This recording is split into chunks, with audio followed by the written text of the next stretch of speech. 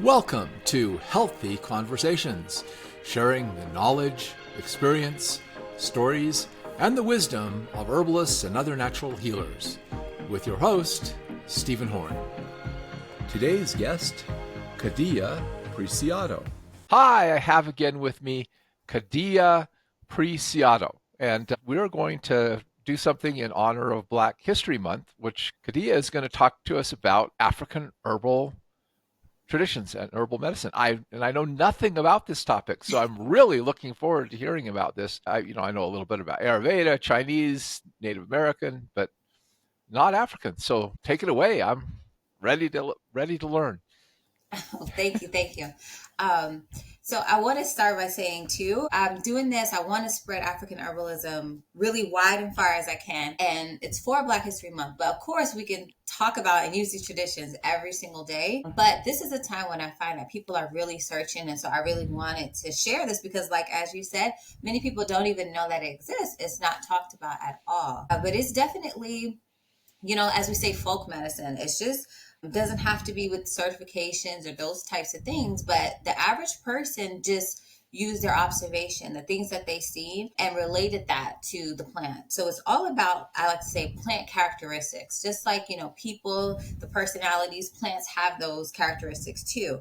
And it goes really in detail, and it's amazing because I think of how did they know this? The hundreds or thousands of years ago, how did they know these things that are still so relevant today? The things I love to talk about most are things like the colors and the taste and how they relate to the different organ systems. And we see similarities, as you talked about, in other healing modalities like Chinese medicine, Ayurvedic medicine, also I want to say, and even like Native American Yeah, medicine. Native American medicine, We yes. see, where we're looking at the environment around us, our observations.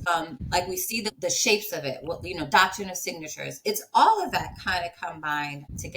So we can kind of delve into, I guess, one of those things, but of course, also there's different African cultures. So, but what you see is really just how does this make me feel? How does it taste? And how does it look? And using those as kind of context clues to understand and dissect the plants. Yeah, well, what's amazing to me about all traditional systems, the Ayurveda and Chinese are really like codified. But if you look at like South American native traditions, North American native traditions, and I'm assuming African, it was really a connection to nature and a Mm-hmm. ability to actually keenly observe nature. And I don't know, I think of it as like learning how to read the book of nature, which I think Yeah. most of us in modern society are find it very difficult because we're so disconnected from nature. Right. And also just the way that we learn. A lot of times we're learning by sitting down, reading, and not even getting out there and doing with our hands, which is how a lot of people actually learn. So I like to say, like, you wouldn't like if I meet you, I'm not going to say I have to read your autobiography first before I can talk to you. But a lot of people think of that as a plant. It's like they need to read about it and do everything before they even touch the plant. And so it really was like, why is it growing there? All, like you might see a plant that can grow in the cracks of the ground. Why is it growing there? Other plants can't survive there. That tells you a little bit about the plant. Just even the way that it looks. Oh, it looks like an eye, or it looks like this or that. I wonder if it does have some benefits. And what they, we had color associations with different organs, and so to make it make sense for me, I had to do like, the scientific, like what we learned in school. Why is it that way? And so I looked at the plant constituents, the chlorophyll, the anthocyanins, and what those actually do and how they react in the body. But they have colors and tastes and all those things associated with different things. Even the veins in the leaf, how many veins? If it has lots of veins, then that's like circulations, like looking at the circulatory system, the models of them. And so it's really just, I think that if we looked at herbs in this way, they would be a lot more approachable to us. And with everything, it's not like black and white. It's open for interpretation. How does it feel with you? How does it interact with you? And so that's the way that we should really look at things. It's even like the environment. If it grows in a place with lots of water, then it has certain characteristics with the water and how it interacts in your body. If it's on the mountaintop, then it's for respiration, because not everything can live at that altitude. And so it's really amazing. But like as you said, that's the way we looked at it first, and we need to just get out in nature and interact with the plants before we try to look in a book or, read about it in those Well, ways. yeah. Well, Robert Kiyosaki wrote a book called "If You Want to Be Rich and Famous, Don't Go to Public School." And Mm, in it, he said that if an educator was teaching a person how to ride a bike, they would make you take a test and pass it on what bikes are made of, the history of bicycle manufacture, and everything before they allowed you to get on the bike. And I think right. that's kind of what our academic society does, instead of getting out there and actually experiencing the thing directly. So you mentioned four things. So Hmm. color, taste, plant forms and shapes, Hmm. and environments. So Yeah. let's address each one of those individually, starting with Yeah. colors. So what can colors tell us about what plants do? Yeah. So for me to make it make sense was that I needed to understand what the colors actually do, what they're associated with, what makes the colors form in the plants. And so I knew, like in nature, I always use like the example of like the poison dart frog. We have certain plants, or I mean animals, I'm sorry, where it's like stay back, I'm poisonous. The colors that we see often, like the bright blue, like neon blue, neon. And even, they say, what does it say, everything imitates nature. So like when we make signs, we have stop signs, we have that bright red, or we have the bright yellows, for the same things, to telling you the same things that plants or nature is telling us. And so when we see these plants, it lets us know what's actually inside of them. So breaking down chlorophyll. So chlorophyll, like if you actually got liquid chlorophyll, it's actually used like a natural, you can use it naturally to freshen your breath. Even if you eat a really rich plant diet, it's also like it can be beneficial for the smells or odors that you have in your body. So you may notice that your body odor is lessened, like underarms or things like that. But it's all because of the chlorophyll and what's in it. But then you have things like nitrates that we find in a lot of our leafy greens, and it actually is a natural vasodilator. So we say, as herbalists, we say anti-inflammatory, we have all these terms, but we don't explain, why or how. So the nitrates are just one of those chemicals on why we see anti-inflammatory, why we see that they may be better for lowering blood pressure. It's because of that vasodilating And property. chlorophyll also enhances the oxygen carrying capacity of the blood. I don't Right. have the scientific data to prove that, but I have the experiential thing of using the chlorophyll, that it actually enhances the blood's ability to take up oxygen, which I Yeah. think And thanks for has to sharing that. do. Yeah. Yeah. And So even there's definitely something to it. a circulatory aspect to Right. plants that are rich in chlorophyll. Right. And I had even never thought of the nitrates, but yeah, that definitely is one of the advantages, because almost all those beet greens and chard right. and kale and all that have Right. nitrates. Yeah. And also, if we just think about it, I think of like the chlorophyll is like the plant blood. It's just like Right. our blood. It Yes. helps them, like the green, the purpose of the green leaves are actually, to get the sunlight for photosynthesis, so they can get the nutrients and things like that. And when we're eating the plants, it's helping us to get the nutrients. It's opening up, like we say, dilating the vein, so you can get more blood flow, giving us the oxygen. So it's just the same thing. It's like a plant infusion, if you will. Hmm. Yeah. And so, but there's colors associated with like the nerves and all these different things, but it all is based on the color. But even it goes deeper to where the colors, like let's say, it's really simple, like the heart and the blood. So red is a color associated with the heart. But any colors that are excreted by certain organs also have. There's colors to stimulate. So there's all different color spectrums that you can use. And that's why it's so important that we have, the rainbow diet, so that we making sure that we're getting all of these different things. But, there's just a lot of terms or different things that we notice, but we don't even understand the why. And I think that when we do that, we're not understanding even just the plants better. We're understanding our body better. We're understanding nature better too, because we're learning, whether we know or not, nature, it has all these, like I said, patterns from the creator. Like an artist has Hmm. their own how they create their masterpiece, and they put their signature on it. He's put his signature on it. And so there's all these clues and different things. He wanted us to know how to use what he's given us. And so it's just decoding all of that and making sense of all of that. And I love now that science is able to break down the colors and things even more. Well, taste is another one. And Yes. obviously, our sensory system of taste and associated with smell, because Smell is Yes. also a part of taste, Yes. as Yeah. well as Yes. texture. That actually is a way our body is detecting different compounds within plants. Right. So all traditional systems of medicine recognize the idea of different Taste. tastes as giving different properties to herbs. So why don't you address your take on that a little bit? And then, Yeah. And so what you said is so powerful too of smell, because I want to say more of the whole taste experience is actually with the nose and what we smell. So if your sense of smell is gone, then that's why you may notice that foods don't taste as good. You're not even experiencing, because part of the taste bud system is with the nose. But just to the taste, of course, when we're tasting different things, it's stimulating different things in the body and doing different things. And so like we'll see, like I'm always about trying to see, but why? I'm always like that child, why, until I get to the simplest form. So like, we have the bitter taste, and of course we're stimulating the digestive juices, the bile, and all those different things. Bitter helps, with the digestion in many different ways. But then if we even look at like the sweet taste, some of the sweet herbs may have like polysaccharides, which will give it more of a moistening. And then that could even be, energetics, the moistening flavor. But also we notice with the sweets that a lot of times it's more maybe some adaptogenic herbs, but really mm-hmm. like nourishing, nutrient rich. And like when you also crave some of these things, when you craving something sweet, another person said it, Mona, she said like she heard just like eat an avocado or something. You're looking for something rich and nourishing. Like when we think of like the dense cakes or different things like that.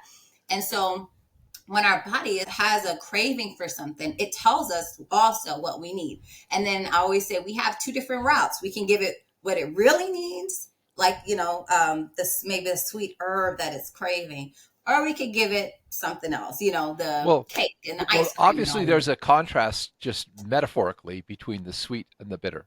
And so Mm-hmm. the sweet, as you pointed out, is nourishing, building taste.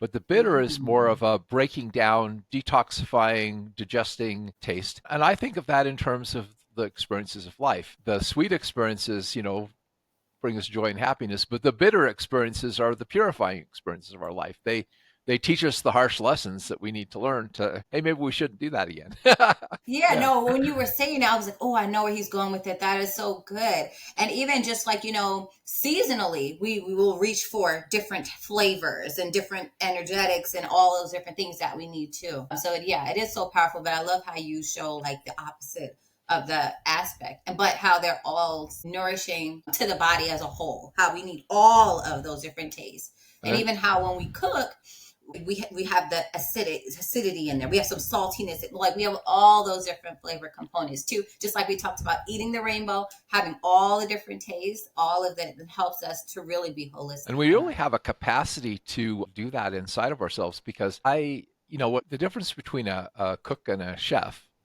is the cook is just following the recipe, but the chef actually understands the flavors. And so he tastes it Mm-hmm. and he goes, oh, it needs a little more salt. Oh, it needs a little bit of more of an acidic taste, or it needs a little bit more sweetness Right. to balance it out. And that's also kind of what we can do with herbs is we're trying to balance things out so that we're getting the body to function in a balanced, Yeah, and we have harmonious way. that little bit of nuance of understanding, like you said too. It's Yeah. really good. So let's go to the environmental one because I think that one is an important one. And I want to save Mm-hmm. shape for last because I think shape is the trickiest one of all of these. But environment, you mentioned like where a plant is growing, uh, Right. gives clues as to that. Right.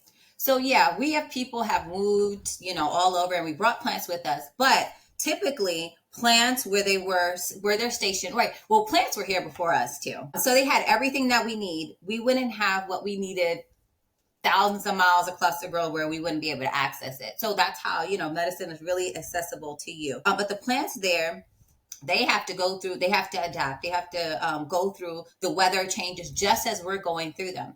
And so Mhm. they're really beneficial for whatever it is that we need seasonally. You can find it, growing at that time, especially even though we pretty much have things year round now. Back then, the foods that were ready to harvest right then, or the ones that we might have still had preserved, were the ones that we reused, that were useful to us. But more about the environment is where it grows.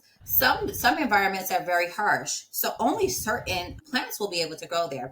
Like in Africa, it's lots of different things that you're up against, different diseases, the heat, but then also sometimes it may be rainforest. So you have all these different things, and so you'll find that some plants maybe even grown in a certain environment, like if you, let's say we grow something in our backyard, or if we get something in the wild, a lot of times the wild plant will actually be a stronger, more potent, as we say. But it's just because of the resilience that they have to have and the conditions. Yeah, because it has to create the chemicals that are necessary to withstand the Right. environmental conditions it's resisting. So something that's grown in a nice, comfortable garden, which doesn't have any challenges, isn't going to have to produce those same chemicals as something growing in the wilds that's got to fight the heat or the cold or the dryness or the winds or the whatever influences it's having to try to overcome. Right. Yeah. And what we also found too, like in Africa, where there's lots of radiation and things like that, there are found that a lot of anti-cancer medicine also will thrive there. You'll find lots of like malaria remedies in the forest where it's bound to happen. And so it's just, all of it is things that, like I said, things that we don't really notice or think about, but there's so much always around us, and there's so much that it's saying. It's, a lot of times maybe you might bruise yourself as you're going through the forest, and you can find different things that will be the antidote to that. So it's just really amazing how we have all these things at our disposal. But if we just paying attention to, why is it like growing in salt water? Maybe that means that it has more of a salty flavor, and maybe has more of the salty nutritive, components. All those different things are just like so powerful. Yeah, well, one time I was on an herb walk and a guy asked me, um, what would you use if there was a nuclear war? You know? Mm. And I said I would look around in the aftermath of the nuclear war and see which plants were thriving. And then it was interesting because I read that the first plant to grow back in the desert after the atomic testing in Nevada was chaparral. Yeah, and that makes So so much that sense. so there you have it. Right. Chaparral would, and according to Matthew Wood, native people who lived in southern Utah who drank chaparral tea did not get the cancers from the nuclear testing that other people did. So there you have an example of Right. environment that the plant has the ability to overcome. Well, like, okay, we have a toxic environment that we've created. And so I look around at the plants that like we have a hard time killing, Right. dandelions, thistles, etc. They're all really good at helping protect Right. us against the environmental toxins we face. So, Yes. shapes, okay, Hmm. forms. Why don't you give me your take on that one? Because that one to me is the one that seems to be the deepest kind of meaning. Because plant, the way I see it is we unfold our personality in the way we act, but a plant unfolds its personality in the way it grows. Yeah. Yeah, and so yeah, the shapes it has. So go ahead and let's talk about that one. Yeah. Well, again, we really imitate a lot of things that were already, other parts of creation too. Just seeing like how the birds fly, and then we make planes, So a lot of times we think we're being really creative, and not saying we're not creative, but a lot of times it isn't necessarily the first time that that concept has ever been, seen before. And so it's the same way with plants, just based on, how the shapes of them. Some of them have heart-shaped leaves and things like that, which are more obvious. But then, like I talked about, like the veins in a leaf, like having lots of veins in a leaf, or even we'll see like if it's covered, like if the leaf is like covered in hair, sometimes that would be how they're used, like for the hairs inside of our body, because like all throughout our intestines, the cilia in the lungs, those different things. So some of that is more of knowing more about the body and how it looks. What was I was thinking of Yeah, another example? What were you well, going to say? the one you just Mhm. mentioned is one that I've seen a lot, where plants with the soft leaves with kind of a Mhm. little bit of Yeah. fuzziness to them is very much reminiscent of the lung tissue with the little cilia, and it's also a very soft tissue. So you have Yeah. mullein, and I think that there's some other Even like ones that, sage. yeah. Yeah, they might not be the nicest, to touch or different things like that. And I had another example in my head that I was going to talk about, but just on the shapes. Like sometimes we'll see the stems of a lot of plants. Sometimes not when they're young and green, but like when they're older, sometimes you'll see like more red veining. And a lot of times those are more of our alternative herbs, like the ones that we call purifying and different things like that. And you might not see that all the time, but things like dandelion, you'll see, like even cleavers when it grows, when it's more overgrown, sometimes you can see some red veining. I noticed that in a lot of my plants. Yellow dock. I'm sorry. Yellow dock. Yeah. Yeah, the Yeah, dock. definitely. Yes, the color that it has. There was an example that I'm just harping on this one example that I can't think of at the moment. But with the shapes, it's not always obvious, is what I wanted to say. But there was other characteristics I wanted to point out.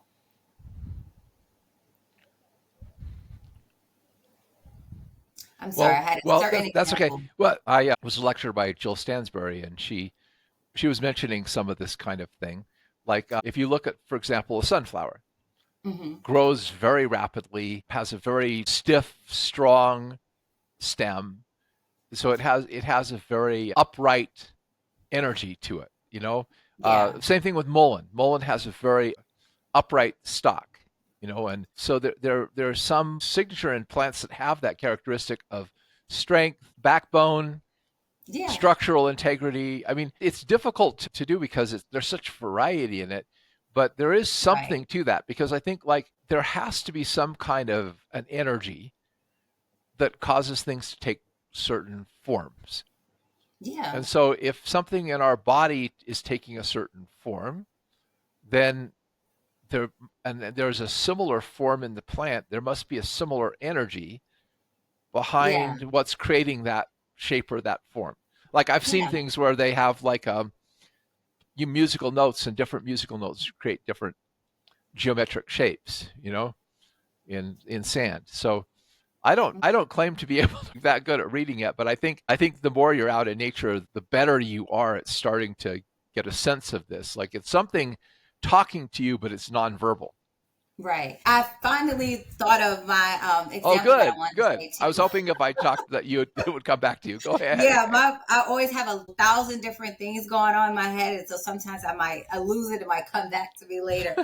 But one of the things that I noticed too is that like most of the plants that have thorn, like if a plant has thorns, a lot of times it has edible fruit because the plant, they have mechanisms in place to protect themselves, and so it's not going to protect poisonous fruit. It would want you to to have that, and so that's just one of the things where it's just like when you just a lot of times it's just nonsensical, like it just it just makes sense, and when you see it you kind of understand it in a way. And but but like you said, there's so many shapes of the way it takes shape, so not even just the shape of the plant, but like the way that it like you said, the form of it and the way it grows too. Also about like the root lengths, so it's really usually like so it's usually known just as like the shorter roots will be usually better for the lower parts of the body, whereas the ones that have longer roots will be better for the upper body. And so my thought was it on that was just when I harvest a plant, if I'm holding it up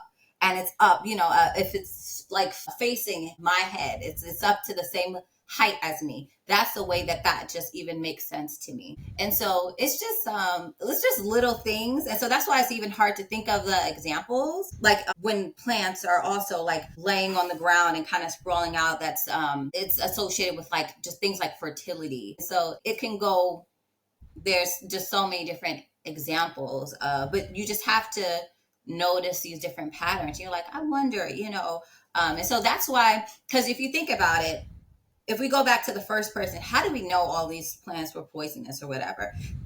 I'm sure everyone didn't want to be the first one to go. So Well, you how had did to, how do animals know that? yeah, Nobody's giving an animal a book to right. And read it's and say instinctual. instinctual. There's something in us that Right. knows, but for some reason we lose track of it. Right. We're in, and so one of the things I've done a lot is on herb walks or whatever out in nature, as long as I know we're not dealing with a category of poisonous plants. So in other words, I want to know which plants in my area are poisonous. But if it's not in one of the families that, is known to have, really toxic chemicals, I often will just nibble on a plant, look at it, kind of smell it, feel it, Yeah. and try to get a sense of the plant, And I think that there is a way of communicating with them. They're living things, Right. but you have to slow down and really prayerfully kind of tune in Yeah. to what's I'll going put the on. disclaimer for you that you have decades of experience and are able to do that. Everyone, shouldn't start there. But I think it starts just like, when we're a child, so many things, we're just curious and things like that. And we lost a lot of that to where our first learning is a lot of times with books. And we want to learn how maybe more adults learn instead of children. And so that's part of why we lost the ability to, like, a lot of times we don't, if you're in a room full of adults, a lot of times if they don't know 100% that their answer is right, they're quiet. Even if they might have the right answer, a lot of times we're scared to say something wrong. And so we kind of bring that to herbalism, where there isn't necessarily right and wrong like that 100% of the time.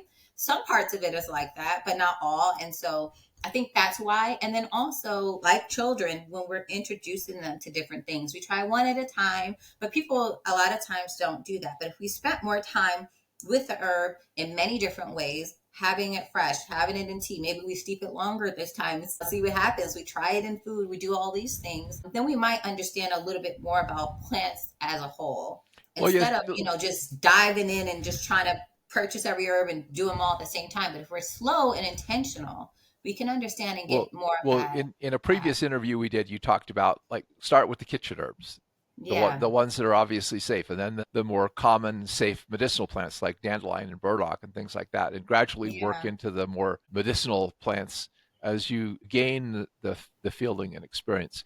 Yeah. Have you ever used flower essences? Yes. A very, very little, but yeah, I have. Yeah, I mean, but that's part of that whole structure and growth pattern is all part of the signatures that you see for the flower essence Yeah, energy, really much the so. kind of because okay, we talk just metaphorically, okay, and that we use a lot of things metaphorically that are actually revealing very deep insights. Like we Yeah. talk about a person who's got deep roots, okay, meaning a person who's well grounded, well connected to reality, etc., versus a person who is not deeply rooted. They're shallow. They're up in their head. They're up in the clouds. So I think that kind of metaphorical understanding actually is also really helpful in interpreting uh, Yeah. plant signatures. To I feel like you're in my head a lot of times, because we do have a whole bunch of things that we say. Like, people struggle a lot of times understanding energetics, and I have to tell students a lot of times it's not like 50% hot, 50% cold, 50% this, 50% that. And I tell them, we instinctively know. If you want to know which herbs are quote unquote cooling, which ones do you reach for during the summer? If it's 100 right. degrees, which ones are you reaching for? Well, You're reaching for well, and look at cucumbers. the things that do mature in the summer, like cherries and so forth. Very cooling Right. remedies, right? Or the idea of having a lemonade in the summer or something like that. Whereas in the winter, the root vegetables, they're more Right. starchy and whatever are so. There is something also to eating with the seasons as well as looking at which Right. plants are growing at different times. Well, And I even, think, oh, yeah. go ahead. No, I go was going ahead. to say, even also how we say things like a person's a hot tamale. That's telling you about the which plants are the hot ones. Peppers, those different Right. things. And so it is, like you said, it's people's personalities also with plants and different things. So it's how it makes you respond, and the taste of it, and how a person that has more heat or would react. So it is all those things. And you reminded me also about, like, trees. A lot of the remedies that we look for our respiratory system are a lot of the trees. And so why, again, it's one that's even above us in the air, right? And Hmm. so then they help us to breathe, but also internally they help us to breathe too. So Yeah. it's just beautiful. Great. Well, this has been a good discussion and a great introduction to not just African traditions, but herbal traditions going back to people who actually lived close to nature. So thank you for sharing that. And do you have any parting comments that you want to make before we wrap this one up? I just encourage everyone, to learn about all the different forms of herbalism, or the different, methods, and all the different people's philosophies, because what you'll find is there's so much overlap, and they can help to connect us to really learn about the plants in a whole form. Great. Well, if you want to learn more from KhadiYah, we'll put the links to her website, YouTube channel on things below. And thank you again for being with me today. It was a great discussion, and I hope a good introduction to people. Like, I work with a lot of people who are taking herbs in capsules, which is great. But I say, if you really want to understand the herbs, open up the capsule, taste it, make it into a tea, do something that engages your senses with it, because that will help you understand what that herb is really doing, that you're missing out when you're just swallowing the capsule and you're not tasting or smelling it. So, all right. Thanks again. And we'll hopefully have you on again, because I really enjoy visiting with you. Thank you so much. I appreciate it. And thank you for giving me the platform to share. You're welcome. Hit the like button and subscribe to our channel to catch future episodes of Healthy Conversations. Help us educate others by sharing this video, and please feel free to share your own thoughts, comments, and questions below. To learn more, check out the links below.